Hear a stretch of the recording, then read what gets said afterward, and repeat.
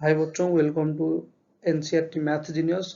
मैं आपका आज क्लास 8 का लीनियर इक्वेशन का 2.2 एक्सरसाइज का 10, 11, 12, 13 नंबर का क्वेश्चन का इजी मेथड लेके आया हूँ, जिसमें आप आराम से कैसे इक्वेशन को सॉल्व करके वर्ड प्रॉब्लम सॉल्व करेंगे उसके बारे में मैं बताऊंगा। तो चलिए हम देखेंगे पहला क्वेश्चन, जो 10 नंबर का क्वेश्चन है, जो जहाँ पे दिया है the number of boys and girls in a class are in the ratio 7:5. The number of boys is 8 more than the number of girls. What is the total class strength? तो total class strength हमें पूछा है। तो अगर boys और girls को मैं add कर दूंगा तो टोटल स्ट्रेंथ मिलेगा।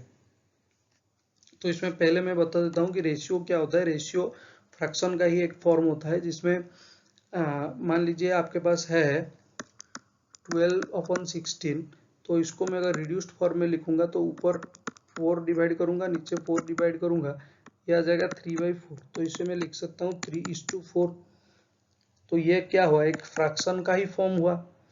तो अगर इसमें फिर अगर 3/4 में अगर मैं 4 मल्टीप्लाई कर दूंगा तो फिर से वही जो ओरिजिनल उसका फ्रैक्शन था वो आ जाएगा। तो ऐसे भी यहाँ पे एक ऐसा कुछ नंबर था जो 7:5 में था, 7/5 में, और यहाँ पे कुछ ऐसा नंबर था जिसे डिवाइड किया गया है। तो अगर वापस में उसी नंबर को वहां पे मल्टीप्लाई कर दूंगा तो वो फिर से अपने ओरिजिनल फॉर्म में आ जाएंगे, लेकिन वो नंबर मुझे नहीं पता है, तो इसलिए उस नंबर को मैंने x माना। तो चलिए देखते हैं कैसे सॉल्व करेंगे। तो देखिए, तो यहाँ पे क्या होगा, तो मैं लिखूंगा एक बार, देखिए फिर से, लेट रेशियो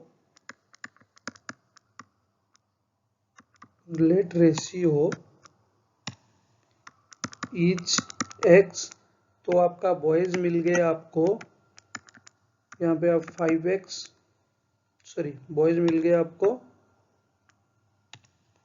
7x और गर्ल्स मिल गए आपको 5x।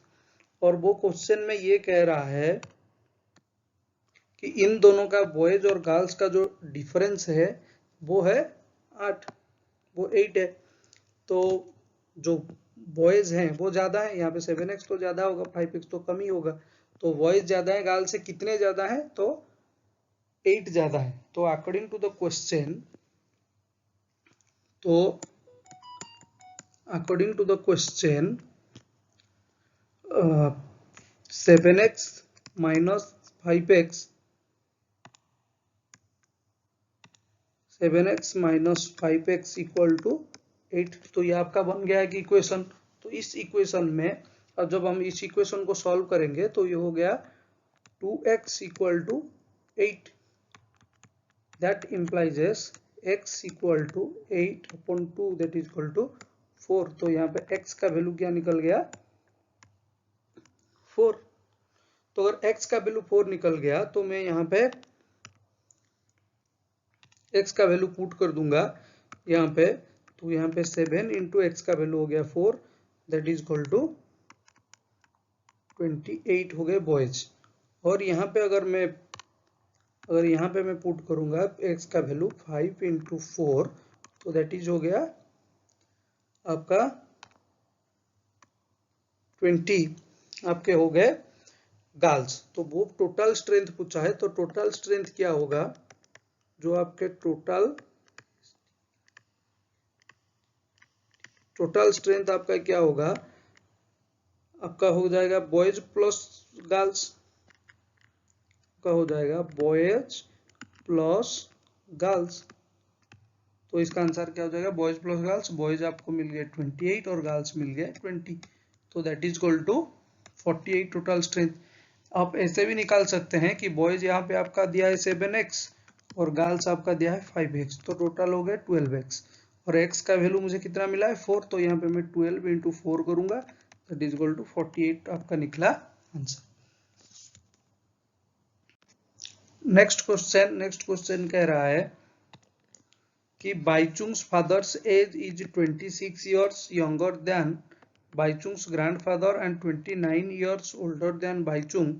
तो sum of the age of all three is 135 years. What is the age of each of them? तो इसका आंसर क्या होगा? तो क्वेश्चन में हमको मिला, तो हमको क्वेश्चन समझना चाहिए। यहाँ पे 3 लोगों का एज दिया है और उन लोगों का एज का जो सम दिया है वो 135 दिया है। तो वो 3 लोग कौन कौन है? एक है बाईचुंग, दूसरा है बाईचुंग का फादर,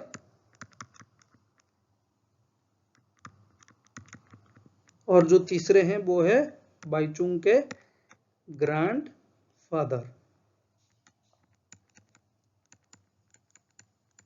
वो है बाईचुंग के ग्रैंडफादर।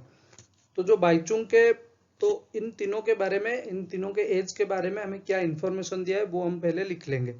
तो दिया है the number of Bhaichung's father is 26 year younger than Bhaichung's grandfather.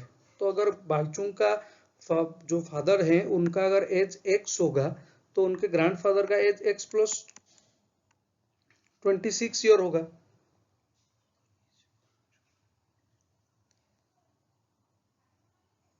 अगर बाईचुंग्स फादर इनसे 26 ईयर छोटे हो रहे हो, मतलब मान लीजिए राम का एज 5 है और वो गोपाल से 3 साल बड़ा है, तो गोपाल का एज क्या होगा? 5 माइनस 3 इक्वल टू 2, या 2 प्लस 3 इक्वल टू 5 होगा कि नहीं? तो उसी टाइप का अगर बाईचुंग्स का फादर हो गया x, तो बाईचुंग्स का ग्रैंडफादर हो जाएगा x प्लस 26। और क्या कह रहा है? And 29 year older than Bhaichung, और ये जो उनके फादर हैं वो बाईचुंग से 29 ईयर ज्यादा है। अगर मैं बाईचुंग का एज ले गया तो बाईचुंग का एज क्या हो जाएगा? x minus 29। अगर ये इनसे 29 ईयर ज्यादा हो रहे हैं तो बाईचुंग उनसे 29 ईयर छोटा होगा। समझ में आया कि नहीं?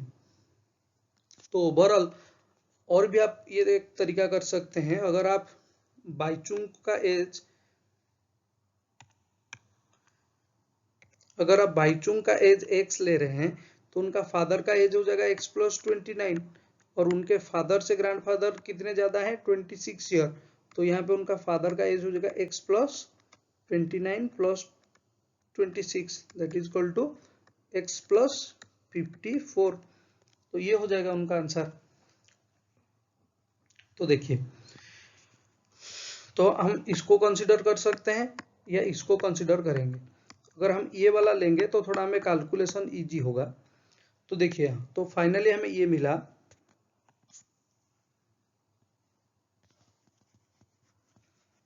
तो आप ये लिख लीजिए जो भी आपका यहाँ पे इंफॉर्मेशन आपको मिला। तो यहाँ पे आपको इंफॉर्मेशन मिला कि जो बाईचुंग का एज है, जो बाईचुंग का एज है वो मुझे मिला x माइनस 29। जो बाईचुंग के फादर थे उनका एज मिला मुझे x, और जो बाईचुंग के ग्रैंडफादर थे उनका एज मिला मुझे x प्लस 26। और क्वेश्चन में क्या दिया है कि इन तीनों का जो एज है, इन तीनों का एज का सम है 135। तो इन तीनों का एज क्या है? इन तीनों का एज का सम क्या है? 135। तो मैं क्या करूंगा, यहाँ पे लिखूंगा कि according to the question x minus 29 plus x plus 26 equal to 135। That implies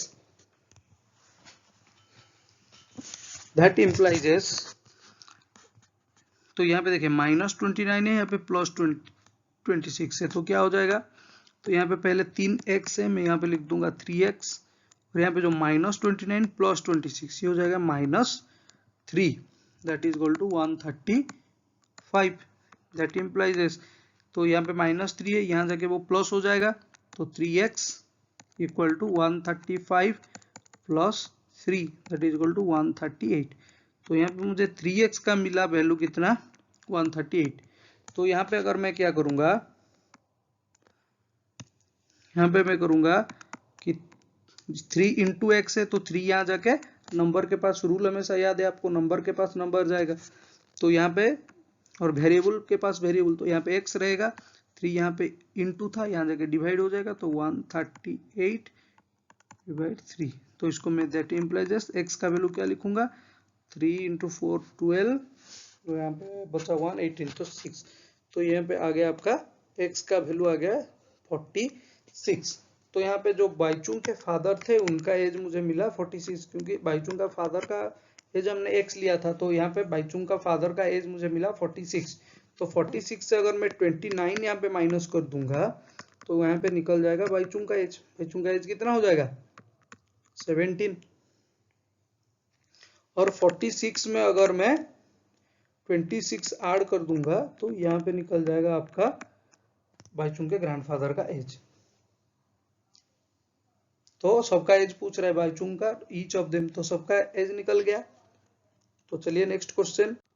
तो नेक्स्ट क्वेश्चन कह रहा है 15 years from now Robby's age will be 4 times is present age, what is Robby's present as.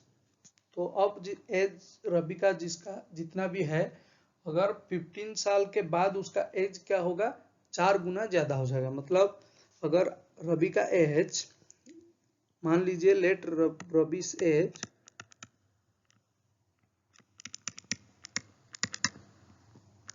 Equal to X, तो 15 साल बाद उसका age क्या होगा, तो after 15 year Robby's age equal to X plus 15। ये जो x प्लस 15 रवि का एज है 15 साल बाद, ये जो x प्लस 15 है एज कितने साल के बाद 15 साल के बाद। तो ये जो 15 साल बाद का जो एज है, तो अगर मैं प्रेजेंट एज से, वो क्वेश्चन में कह रहा है अगर मैं प्रेजेंट एज से 4 मल्टीप्लाई कर दूंगा तो 15 साल के बाद उसका कितना एज हो रहा है वो निकल जाएगा।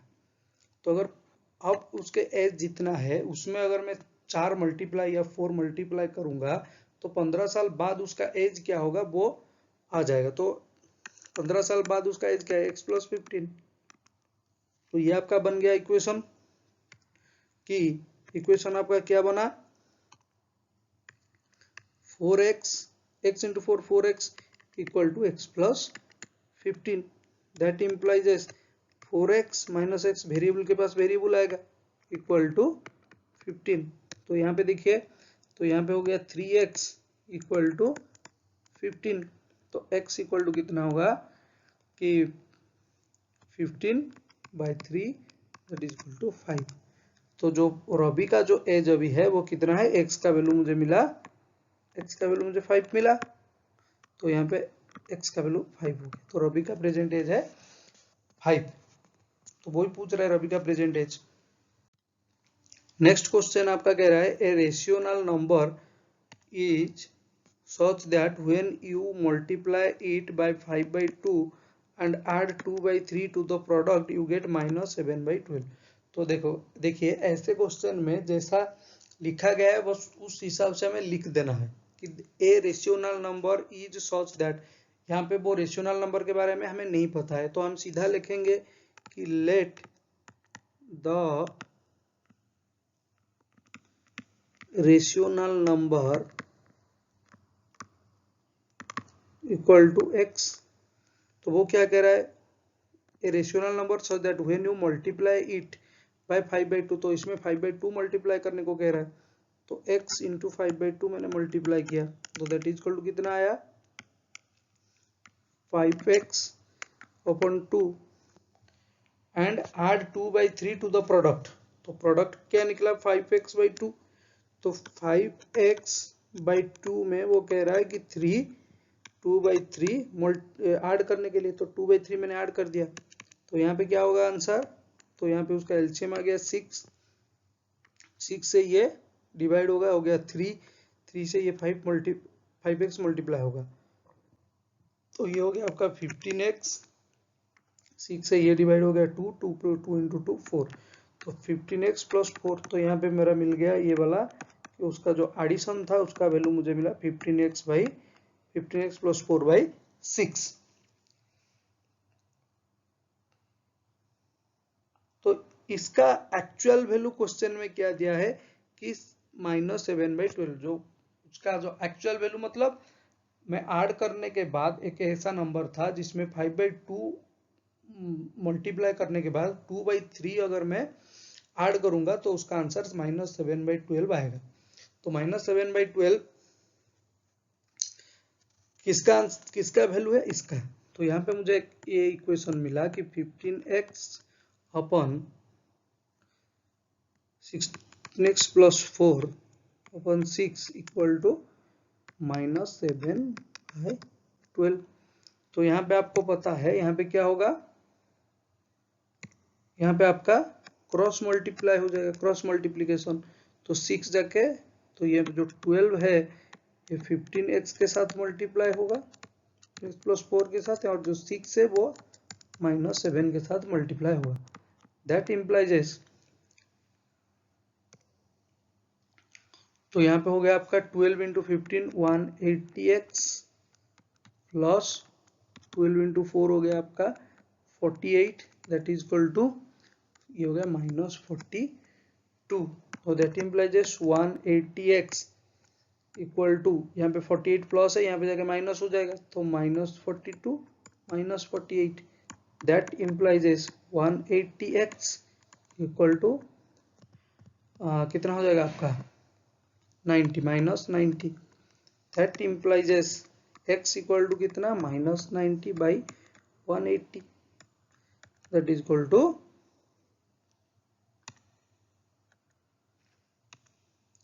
तो 0 0 कटा, 9 से काटूंगा 2, तो ये हो जाएगा -1/2। तो ये जो 1/2 क्या था, वो जो x मैंने लिया था x, तो यहाँ पे मुझे x का वैल्यू मिला कितना -1/2, और x मैंने किसको लिया था, जो रेशनल नंबर। तो यहाँ पे जो रेशनल नंबर दिया था उसका आंसर मुझे मिल गया -1/2। तो यहाँ तक आपका खत्म हो गया 13 नंबर तक का क्वेश्चन। फिर आगे जो 3 क्वेश्चन है वो नेक्स्ट क्लास में हम करेंगे।